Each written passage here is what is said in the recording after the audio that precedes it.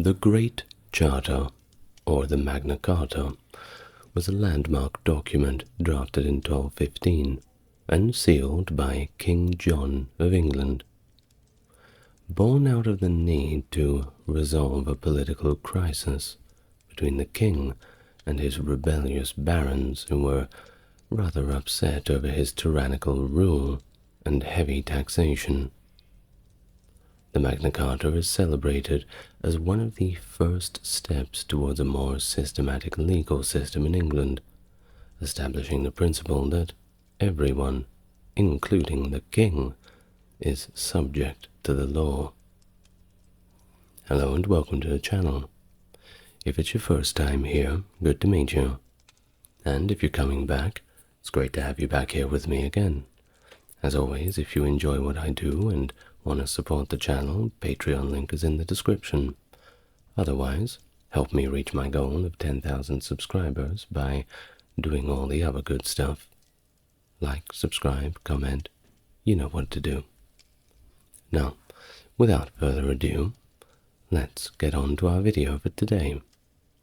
First, I'll provide a brief timeline and history of how the Magna Carta came about and how it developed, and then we will have a look at a few of the specifics within the document itself.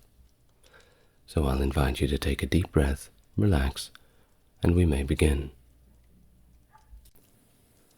Magna Carta, which emerged in the year 1215, was initially an effort to reconcile conflicting royalist and rebel factions, marking a key precursor to the First Barons' War.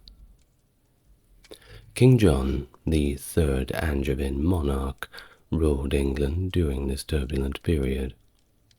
Now the Angevins were quite known for their ambitious and, more often than not, arbitrary style of governance, characterized by the principle of what they called force and will, where decisions were made unilaterally, often justified by the notion that the king was simply above the law.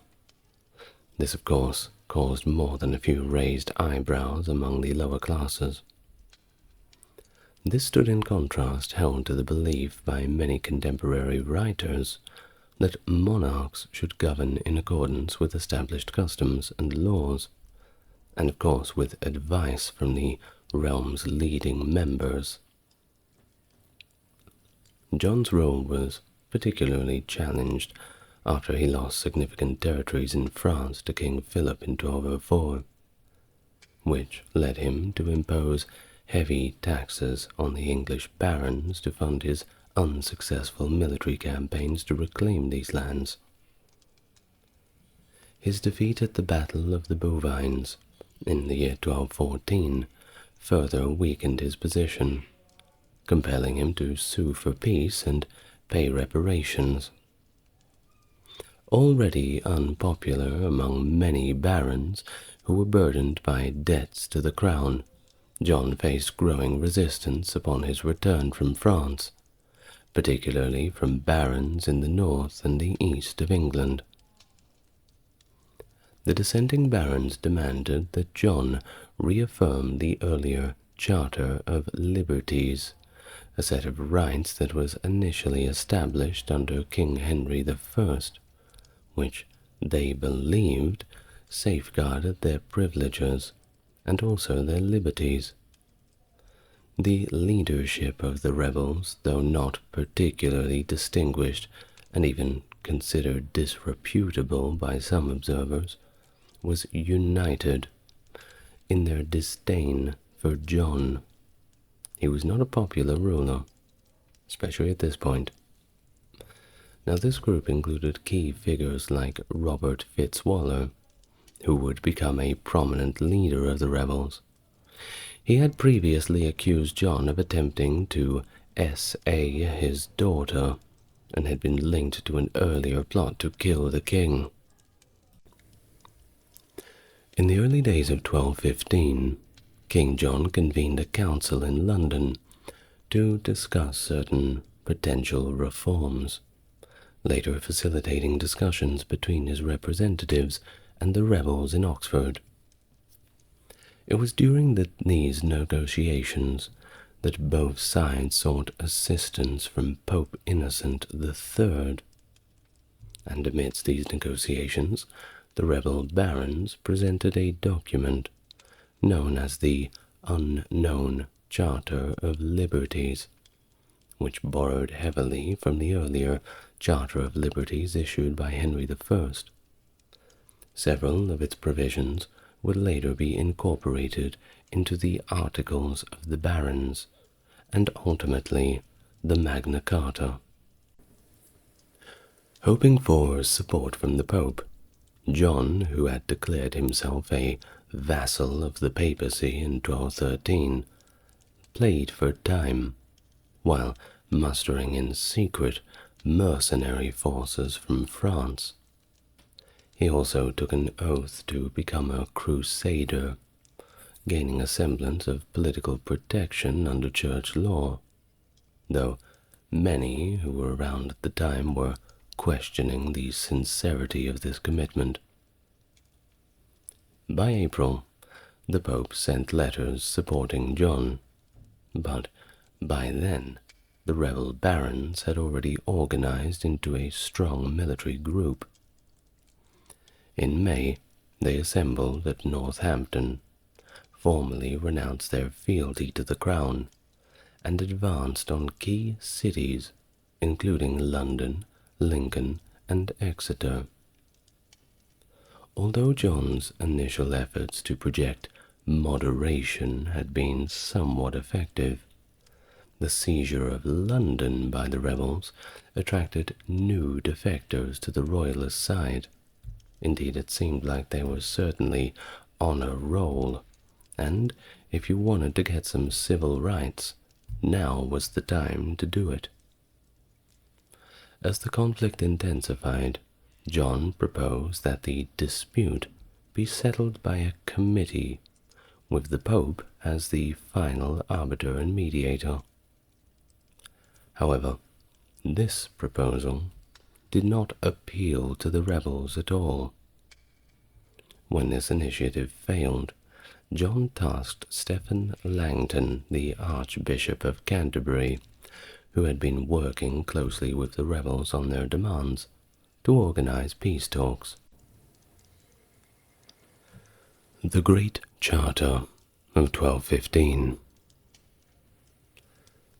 John met with the rebel leaders at Runnymede, which was a traditional meeting spot on neutral ground, strategically located between the royal fortress of Windsor Castle and the rebel stronghold at Staines.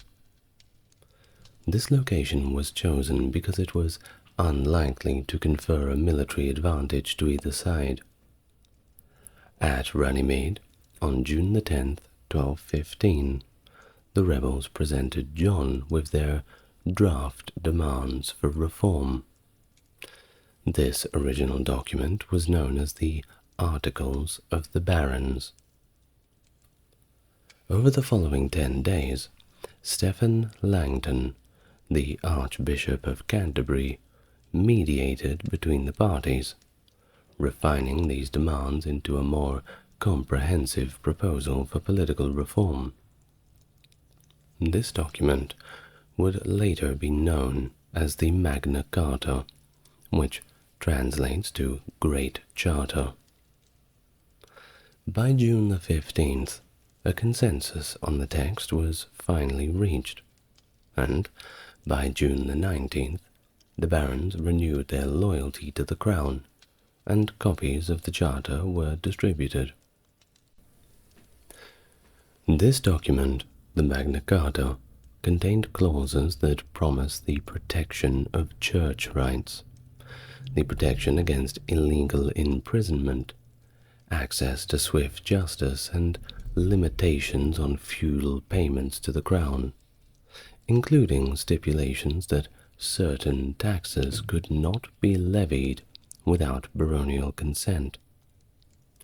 It explicitly stated that the rights of free men, particularly the barons, and included specific protections for rights of serfs in several articles. The document drew upon the Charter of Liberties by Henry I, as well as existing legal traditions and royal charters previously granted to towns, blending these influences into a charter that was both innovative and rooted in established practice.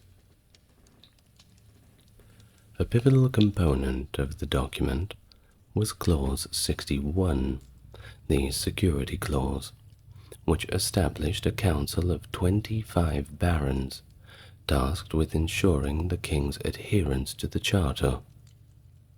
If it was the case that John or any other ruler failed to comply with the charter's provisions within 40 days of a violation being notified by the council, the barons were thus authorized to seize royal castles and lands as a means of enforcement until amends were made. This clause also allowed for the collective coercion of the king by mandating that men swear support to the council's decisions, representing a formal mechanism for enforcing the charter. Despite these measures, mutual distrust between John and the rebel barons prevented any serious implementation of the peace accord. The council of 25 barons comprised solely rebels, fostering further divisions. Disputes emerged over the return of confiscated lands, and many rebels remained militarily mobilized. John then sought the annulment of the charter from Pope Innocent, claiming it undermined papal authority in England. The Pope, who was supporting John, then declared the Magna Carta null and void in the August of 1215, leading to its repudiation by John and the Loyalist barons. Well, people were obviously not impressed by this, and the situation deteriorated into violence, marking the collapse of the peace agreement and the onset of the First Barons' War. The rebel barons, concluding that peace with John was unattainable, offered the English throne to Prince Louis of France.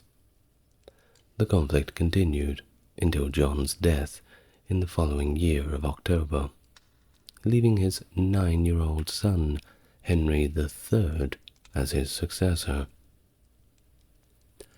Well, the Magna Carta not only addressed the issues between King John and the English barons, but also included specific provisions relating to Wales, marking a significant moment where the English and the Welsh were referenced together in a major legal document. This inclusion underlined the interconnectedness of English and Welsh territories during the period. Chapter 56 of the Magna Carta stipulated that the return of lands and liberties to Welsh individuals that had been seized by the English without lawful judgment by peers and, of course, vice versa. This provision was crucial in maintaining a legal framework for resolving property disputes between England and Wales, aiming to ensure fairness and legal integrity in such exchanges. Chapter 57 focused on the return of Welsh hostages, including Gruffudd ap Llywelyn ap Lorwerth, the illegitimate son of Llywelyn the Great. These hostages had been taken under the guise of securing peace and maintaining good relations, but their return was demanded through the Magna Carta as more of a gesture of goodwill among neighbors, and of course an attempt to stabilize relations between the English crown and the Welsh princes. The Council of the 25 Barons, established under Clause 61 of the Magna Carta, was tasked with ensuring King John's adherence to the agreement. The names of these barons, crucial figures in enforcing the Charter, are listed in historical documents, including Matthew Paris's Chronica Majora.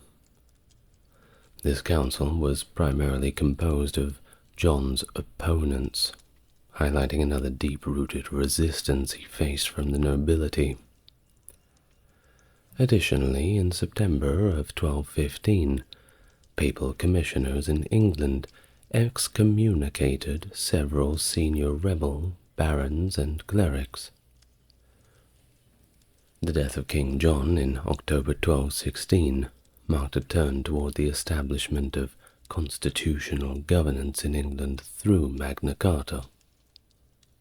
On his deathbed, King John designated a council of 13 executors to support his young son, Henry III, in reclaiming the kingdom, and entrusted his guardianship to the renowned knight William Marshal.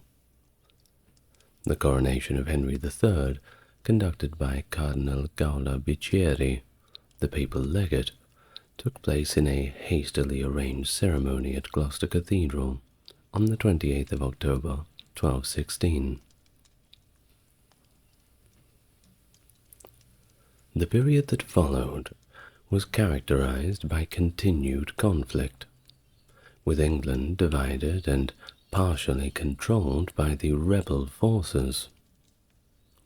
The papal legate, of course, played a crucial role, not only in the coronation, but in strategically aligning Henry's government with the papacy, thereby securing additional legitimacy and support. Pope Honorius III's declaration of Henry as the Pope's vassal underscored this alliance, granting the papal legate sweeping authority to stabilize Henry's rule. The endorsement of Henry as a crusader further solidified his position, affording him protection under church law and portraying his war against the rebels as his own holy crusade. The early reign of Henry III faced significant challenges, with the loyalist forces struggling to regain control, and the rebel barons, initially emboldened by King John's unpopular rule, seemingly hesitant to align with the new and very young king. In an effort to consolidate power and garner as much support as possible, Henry's government issued a revised version of the Magna Carta in 1216. Well, this new version was, of course, revised to their favor. It removed certain clauses from the influential Clause 61 that established a council of barons to monitor the king's adherence to the Charter. This version, however, failed to quell dissent, illustrating the deep-seated divisions and the lack of trust between these two factions that continued well beyond King John's rule. Thus, the conflict persisted until the pivotal Battle of Lincoln in May of 1217, where William Marshal's forces achieved a decisive victory against the forces of Prince Louis of France, the figurehead of the rebel barons. This victory, of course, was crucial, swinging the momentum in favor of the Loyalists. Prince Louis's campaign in England waned as support from France began to dwindle, leading to negotiations that culminated in the Treaty of Lambeth in September of 2017. It was this treaty that effectively ended the conflict, with Louis reconciling his claim to the English throne and conditions set for the restoration of lands and rights to his followers, albeit with punitive measures against the rebel clergy.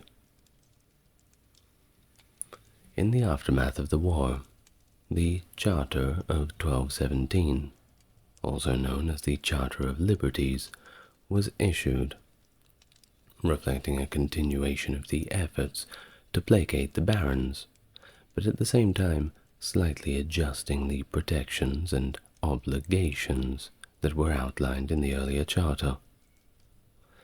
It was this document, along with the complementary Charter of the Forest, that addressed grievances related to royal forests and forest courts, which had been sources of royal revenue but also public discontent.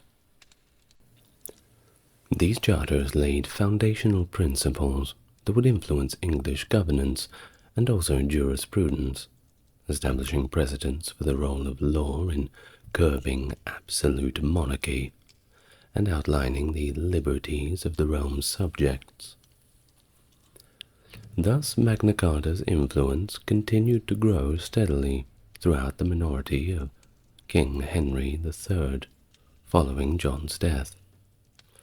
As Henry matured and the kingdom began to stabilize somewhat, the administration worked diligently to reassert control over English counties, encountering resistance, of course, from communities that invoked Magna Carta in defense of their newfound rights, though not always accurately. These debates surrounding the king's obligation to uphold the charters, despite his youth and the manner of their establishment, just shows another testament to the ongoing tension. By 1225, with the security of his French territories under threat from King Louis VII, Henry needed substantial military support to defend his lands. The Great Council's demand for a reissue of Magna Carta in return for tax support reflected the enduring power of the document. The version of Magna Carta issued that year, affirmed by Henry as a voluntary act and sealed with the royal seal, solidified its authority and marked another significant moment in its history that tied royal taxation directly to constitutional consent. No taxation without representation. See, it is enduring. However, when Henry declared himself of age to rule independently, things began to change. He challenged the validity of previous charters issued during his minority. Well, this move sparked further disputes over the charter's applicability, which Henry threatened to nullify if not supported by corresponding tax payments. The reaffirmation of the charters in 1253, in exchange for new taxation, underscored their entrenched role in governing royal baronial relations. Therefore, Henry's governance, ostensibly bound by the Magna Carta, saw him generally adhering to its terms, which curtailed the royal crown's ability to levy punitive fines and seize baronial assets arbitrarily. Yet, the royal court's weak enforcement of the charters, and subsequently Henry's inconsistent application of them, often undermined their effectiveness, and this of course led to widespread disaffection among the barons.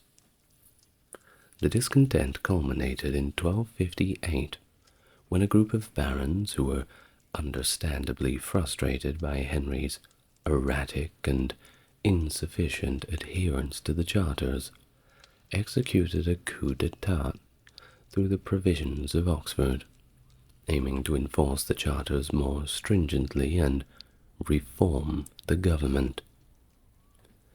This baronial government, however, lacked the military strength required to enforce its reforms decisively. It was this lack of military strength that led them to seek arbitration from King Louis IX of France. Now, Louis's arbitration in 1263–64, which sided with Henry III, failed to resolve the tensions, and it led to the Second Barons' War. Both sides of the conflict invoked Magna Carta to justify their positions. The war ultimately ended with the victory of Henry's son, Edward, who later reaffirmed the Magna Carta in the Statute of Marlborough as part of a broader conciliatory approach to governance following the baronial conflicts. In 1297, King Edward I reissued the charters of 1225 in exchange for a new tax, and this version of the charters remains part of English law to this very day, although most of its articles have been repealed. The reissue included the Confirmatio Cartarum, a document issued in Norman French that reaffirmed Magna Carta and the Forest Charter. Edward I was compelled to issue this confirmation to avoid a potential civil war, as the nobility, burdened by his excessive taxation, had armed themselves and began to protest. The nobles had also attempted to introduce another document, the De Tallagio, into the charter. But while Edward's government did not concede to this, they agreed to reaffirm the existing charters and establish the principle that taxation should always require consent, though the document did not specify how this consent should be obtained. The Confirmatio Cartarum mandated that copies of the charter be distributed and displayed in cathedral churches throughout England, and twice a year they would be read publicly. This led to the permanent installation of a copy in Salisbury Cathedral. It also stated that any judicial decisions that contravened the charter would be considered null and void. In the year 1300, Edward further reinforced the charters by issuing the Articles upon the Charters, which included 17 articles designed to enforce the charters more effectively. It required that copies of Magna Carta and the Forest Charter be issued to each county's sheriff and read 4 times a year at the county court meetings to refresh everybody of the basics. It also called for the creation of a committee of 3 men in every county to hear complaints about violations of the charters. However, these reaffirmations, of course, face their own challenges. Pope Clement V, continuing the papal policy of supporting monarchs who ruled by divine grace, decided to annul the Confirmatio Cartarum in 1305, supporting the idea that kings' rights could not be challenged by claims in the Magna Carta. Edward I took this papal backing as support to reassert forest laws over areas that had been disafforested, leading to accusations of perjury against both the Pope and the King by contemporary chroniclers. This action by Edward and the papal annulment also affected the legitimacy of the Articuli super cartas, which Edward took as being included in the Pope's bull, although it was not explicitly mentioned. While Magna Carta profoundly influenced English medieval law, persisting as a point of reference throughout the medieval period, even as its direct application in cases evolved. By 1226, the Knights of Lincolnshire cited Magna Carta in resisting changes to local judicial practices by their sheriff, exemplifying the early legal reliance on the Charter to assert regional rights against royal officers directly. This established a precedent where Magna Carta could not be directly used to challenge the king, but it could be invoked against his representatives, thereby upholding liberties granted under the Charter. Well, specific clauses of Magna Carta addressing issues like wardship, dower, debt recovery, and the maintenance of free navigation on rivers continue to be cited in legal texts throughout the 13th century. However, by 1350, the relevance of many of Magna Carta's clauses had diminished somewhat. That was either due to changing social conditions, or because they were simply superseded by newer laws. The reign of Edward III saw further clarifications and expansions on the document through the 6 statutes between 1331 and 1369. Notably, the 3rd statute in 1354 revised the pivotal Clause 29 of the Magna Carta, expanding the protection it afforded for free men to all men, and introduced the term due process of law, which of course became fundamental in legal discourse. Thus Magna Carta's significance was frequently reaffirmed by the English Parliament. Sir Edward Coke noted that it was reconfirmed up to 32 times, and other sources suggest as many as 45 between the 13th and 15th centuries. Thus it was routine for Parliament to begin sessions with a public reading and reaffirmation of the Magna Carta, reflecting its foundational role in English law. The Charter was specifically confirmed once again in 1423 during the reign of Henry VI.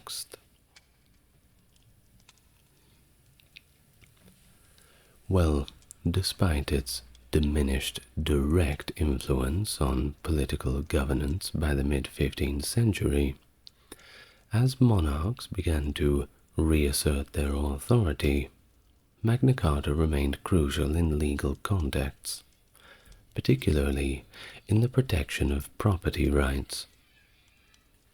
Its relevance was sustained by wider dissemination through printed versions and increased literacy, ensuring that the document continued to be a critical resource for lawyers and scholars alike.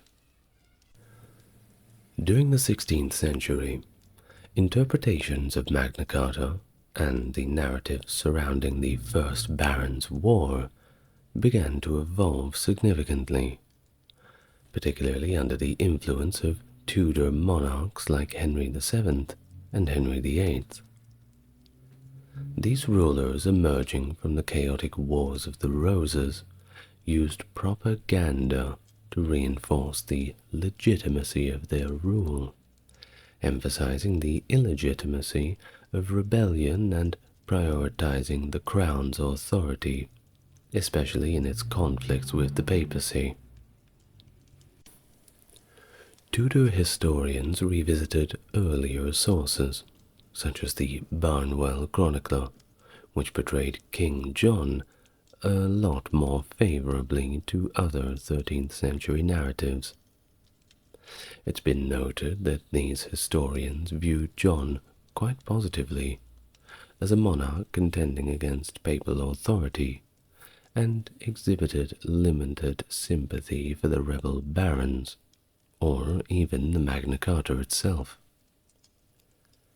This perspective coincided with events like the 1536 uprising, during which pro-Catholic demonstrators invoked Magna Carta, accusing the Crown of undermining its principles. The first mechanically printed edition of Magna Carta was produced in 1508 by Richard Pinson, titled Magna Carta cum aliis antiquis statutis. However, early printed versions, including those in the 16th century, mistakenly attribute the charter's origins to Henry III in 1225, rather than John in 1215, leading to a few inaccuracies in the historical text. Subsequent editions, such as those by John Rastell in 1527 and Thomas Berthollet during 1530 to 1547, aimed to correct these misunderstandings. In 1534, George Ferrers published the first unabridged English language edition of the document, organizing the Charter into 37 numbered clauses. This period also saw symbolic representations of Magna Carta, such as the mid-16th century funerary monument of Sir Rowland Hill, which depicted him holding a copy of the Magna Carta document. The late 16th century witnessed a resurgence of antiquarian interest in the document, fueled by a belief in a continuous tradition of English laws and customs dating back long before the Norman conquest. Legal historians of the time suggested that the Magna Carta was a recovery of these ancient rights and traditions, underpinning significant legal principles of the 16th century. Now, while it sounds like a very good story, it's perhaps one drummed up to make things a little bit more interesting than they actually are. Most modern historians typically view it as a bit of a myth. Well, antiquarians like William Lambarde worked to connect the 16th century English Parliament to these supposed Anglo-Saxon and Norman legal codes, though often misdating documents in the process. Figures like Francis Bacon interpreted specific clauses of the Magna Carta, such as Clause 39, as foundational to contemporary legal processes, for example, the jury system.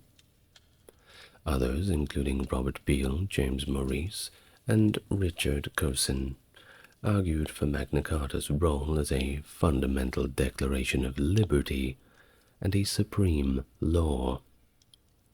Critics of these interpretations, such as Arthur Hall, faced significant repercussions. Now we could move into the modern period, all the way up to our current year, but I don't like the modern period.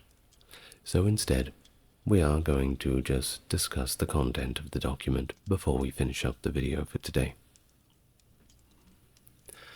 Magna Carta's provisions were fundamentally designed to manage and mitigate the feudal rights of the crown over the barons, a response to the frequent and, frankly, often arbitrary exertion of these rights under King John's reign. These feudal rights, such as feudal relief cited in clauses 2 and 3, directly impacted the barons' financial obligations to the crown when inheriting land or estates. These clauses aim to standardize the fees associated with these events, setting clearer and consistent rates to prevent the crown from leveraging them as a source of arbitrary income.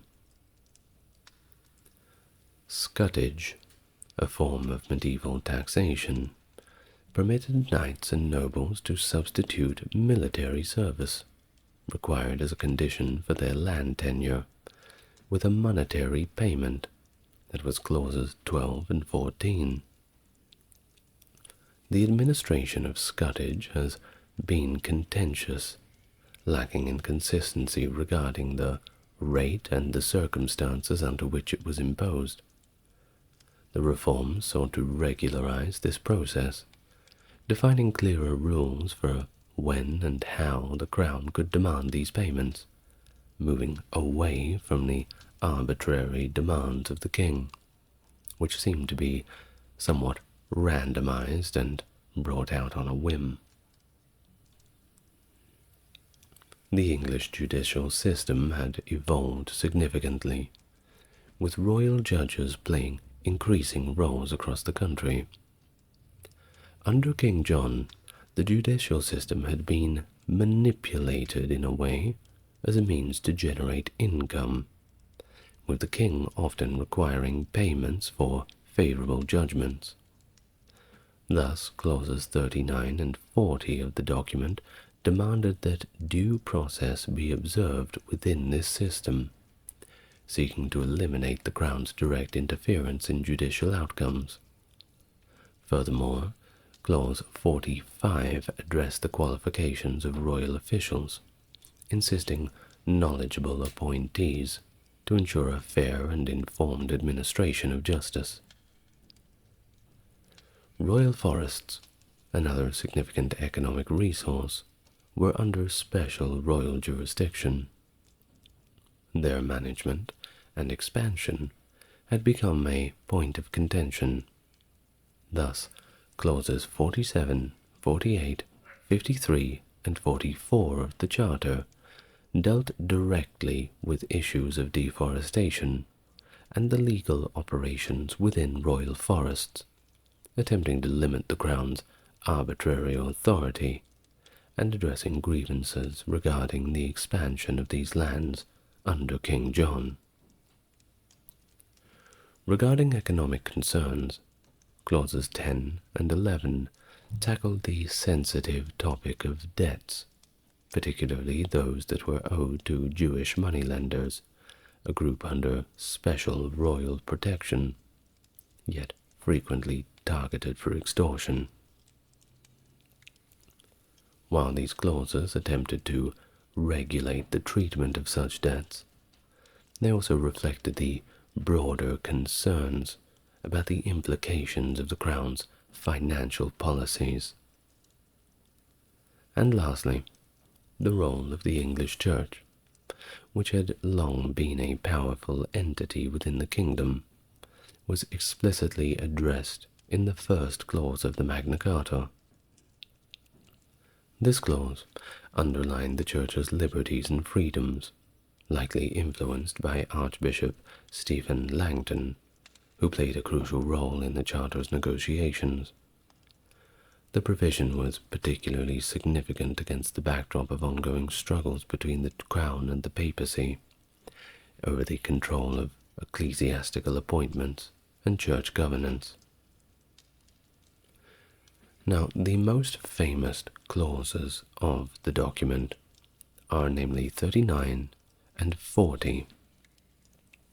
Clause 39 goes like this: No free man shall be seized or imprisoned, or stripped of his rights or possessions, or outlawed or exiled, or deprived of his standing in any way, nor will we proceed with force against him, or send others to do so, except by the lawful judgment of his equals, or by the law of the land. Clause 40. To no one will we sell, to no one will we refuse or delay the right of justice. Well, thank you very much for listening. I'd like to thank my top-tier Patreon subscribers. That's Stark Factory, JC, Jeffrey, and Susan. Sorry, just fusing Jeffrey and Susan together there. Thank you very much for your support. And if you'd like to do the same, then the link is in the description. But until then, thank you once again for listening. It's been a pleasure. And I'll see you in the next video. Good night.